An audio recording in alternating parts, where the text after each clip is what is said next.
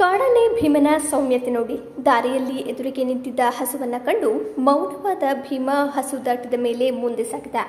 ಮೊಬೈಲ್ನಲ್ಲಿ ಸರಿಯಾದ ದೃಶ್ಯ ಇದೀಗ ಎಲ್ಲೆಡೆ ವೈರಲ್ ಆಗಿದೆ. ಈ ಘಟನೆ ಬೇಲೂರು ತಾಲೂಕಿನ ಮತ್ತವರ ಗ್ರಾಮದಲ್ಲಿ ಕಂಡುಬಂದಿದೆ. ಮರ ಉರುಳಿಸಿ ರಸ್ತೆ ದಾಟಲು ಭೀಮ ವಿಫಲನಾಗಿದ್ದಾನೆ.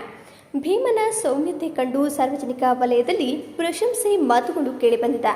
ಅರಹಳ್ಳಿ ಭಾಗದಲ್ಲಿ ಭೀಮಾ ಕಾಡಾನೆ ದೌಮ್ಯತೆಯಾದ ನಡೆದುಕೊಂಡು ಹೋಗುವಾಗ ಎದುರಿಗೆ ಹಸುವೊಂದು ದಾರಿಯಲ್ಲಿ ಸಿಕ್ಕಿದ್ದು, ಅದು ಅಲ್ಲಿಂದ ತೆರಳಿದ ನಂತರ ಯಾವುದೇ ಗಲಭೆ ಗದ್ದಲ ಇಲ್ಲದೆ ಭೀಮಾ ಆನೆ ಸ್ಥಳದಿಂದ ತೆರಳಿದ. ಆದರೆ ಬೇಜಾರು ವಿಷಯ ಏನೆಂದರೆ ಭೀಮನ ಒಂದು ದಂತ ಮುರಿದಿರುವುದು.